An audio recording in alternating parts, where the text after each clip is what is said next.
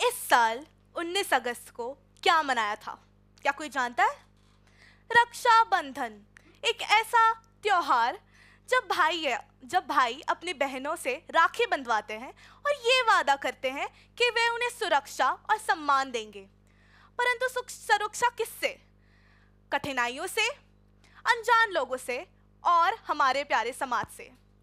लेकिन इसी बीच मेरा एक प्रश्न है, क्या ये रक्षा का वादा करने के बावजूद भी हमारे बहनें सुरक्षित महसूस करती हैं?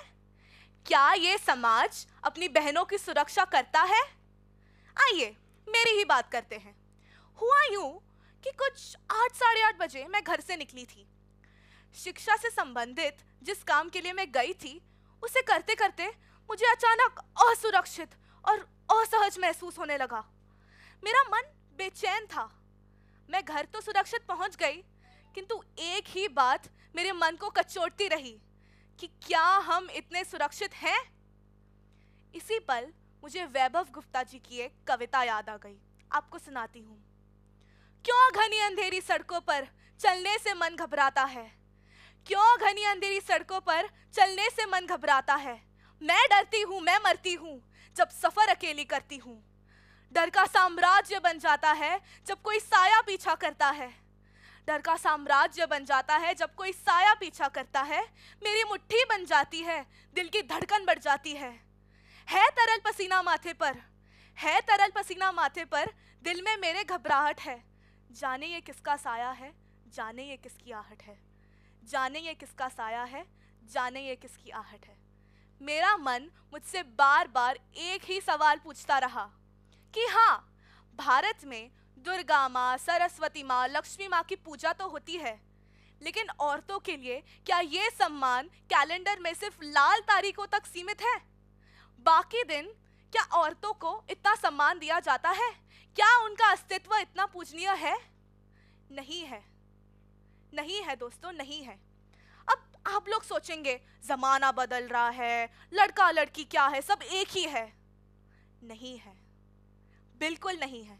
ओह, लड़की पे हाथ उठाता है, ओह लड़की से मार खाता है। लड़की हुई है, ये लो बेटा बारबी डॉल, कुकिंग सेट, घर घर सारे नाजुक कोमल खिलौने। लड़का हुआ है, ये लो बेटा गन, सुपरमैन, रेसिंग कार, सारे अग्रेसिव गेम्स। अब ये बच्चों की चॉइस नहीं होती, ये उनकी सोच हम बनाते हैं। रो क्यों रहा है? लड़की है क्या? लड़कियों की चीजें क्यों ले रहा है? लड़कियों की तरह भाग क्यों रहा है? अब ये बातें जब मम्मी पापा अपने बेटे से कहते हैं तो उसकी बहन भी ये सब सुन रही होती है। वो क्या सोचेगी? अरे लड़कियां रोती है, ये तो कमजोर है। अब आप ही बताइए, ये है हमारा समाज।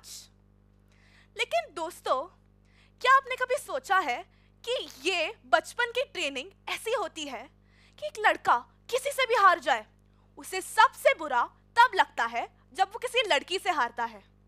बायोलॉजी में जेनेटिक्स चैप्टर में हमने सीखा था कि the dominant gene suppresses the recessive gene. ताकतवर कमजोर पे राज करता है, और हमारी तो सोच ही ऐसी है कि औरत कमजोर है, तो भारत में औरतों के साथ अन्याय नहीं होगा तो और क्या होगा? लेकिन दोस्तों, क्या औरत कमजोर है? नहीं है, बिल्कुल नहीं है। भगवान ने नर और नारी को समान बनाया है, बिल्कुल समान। जी हाँ, कुछ फर्क है, पर वह इसलिए है ताकि सृष्टि का निर्माण आगे बढ़ सके। ये फर्क ये जाया नहीं करते कि कौन इंजीनियर बनेगा, कौन डॉक्टर बनेगा, कौन घर के बाहर जाएगा और कौन घर के अंदर रहेगा। यदि शारीरिक शक्ति ही सब कुछ होती तो आज इस दुनिया पर पहलवान राज कर रहे होते।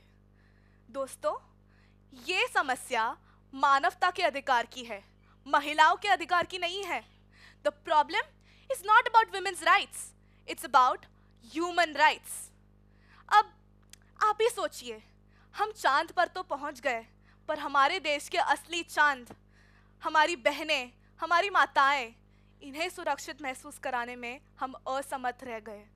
हमारे हिस्ट्री टेक्स्ट बुक ने हमें यही सिखाया कि आज़ादी के लिए कितनी लड़ाइयाँ लड़ी गई, परंतु आज भी गांव के घरों में जब एक औरत पर उंगली उठती है और उसे कहा जाता है कि जाओ खाना बनाओ, तो उस लड़ाई की तो कोई बात ही नहीं करता जो वो औरत अपने स्वयं के मन से लड़ती है। आजादी के किस्से हजार है, परंतु पता नहीं कब उस आजादी के किस्से सुनने को मिलेंगे जब एक औरत बिना डरे अपने घर से बाहर निकल पाएगी। पता नहीं कब उस आजादी के किस्से सुनने को मिलेंगे जब एक औरत के जीवन पर से लोग क्या कहेंगे ये छाप हटेगा, चाहे वो उसके करियर के विषय में हो, उसके जीवन के विषय में, या उसके जीवन जीने के तरीकों के विषय में। मैथिली शरण गुप्त जी ने स्वयं कहा है, एक नहीं दो दो मात्राएं, नारी नर से भारी। और इतिहास गवाह है कि जब जब औरतों को मौका दिया गया है, उन्होंने एड़ी से चोटी का बल लगाकर ये साबित कर दिखाया है कि हाँ, हम भी कर सकते हैं और हम करके दिखाएंगे। अब मैं आपके समक्ष बोल पा रही हूँ किसके वजह से? श्रीमती सावित्रीबाई फुले। आप ये वीडियो देख पा रहे हैं किसके वजह से? जी, वाईफाई के वजह से। वाईफाई बनाया किसने? एक महिला ने, हेडी लमार इन्होंने। दोस्तों, गहरे मन से सोचे तो ये दोनों औरतें आगे बढ़ पाई क्योंकि इनके साथ कोई ऐसा खड़ा था जिन्होंने इनका साथ दिया, बिल्कुल एक खंबे के भांति। अब सावित्रीबाई फुले भारत की पहली महिला शिक्षिकाओं में से एक बन पाई। क्यों? क्योंकि उनके पति ज्योतिबा फुले उनके साथ खड़े थे। आनंदीबाई जोशी भारत की पहली महिला डॉक्टरों में से एक बन पाई। क्यों? क्योंकि उनके पति गोपाल राव जोशी उनके साथ खड़े थे। अब देख रहे हैं, यहाँ बात नर और नारी में भेदभाव करने की नहीं है, यहाँ बात साथ जुड़कर प्रगति की ओर कदम बढ़ाने की है, यहाँ बात एक दूसरे को सहारा देने की है। भगवान ने नर और नारी को, दोनों को इस जीवन के दो अंग के रूप में जन्म दिया है। यदि आगे बढ़ना है तो साथ मिलकर बढ़ना है। दोस्तों, युवावस्था का सबसे बड़ा तोहफा यह है कि उसे किसी भी चीज में बदलाव लाने की संभावना होती है। ये मैं नहीं, महात्मा गांधी कहते थे। अब बदलाव लाना है तो हम युवाओं को लाना है, आगे बढ़ना है तो हम युवाओं को बढ़ना है, सोच को बदलना है तो हम युवाओं को बदलना है। तो कौन कहता है कि आसमान में छेद नहीं होते? कौन कहता है आसमान में छेद नहीं होते?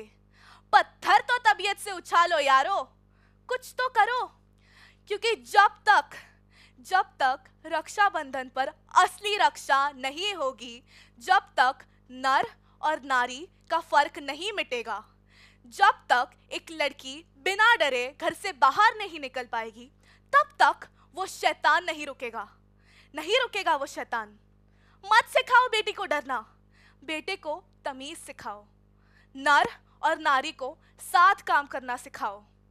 बेटी मुस्कुराएगी, देश बदलेगा, और नर और नारी साथ काम करेंगे तो देश आसमान छू जाएगा। धन्यवाद।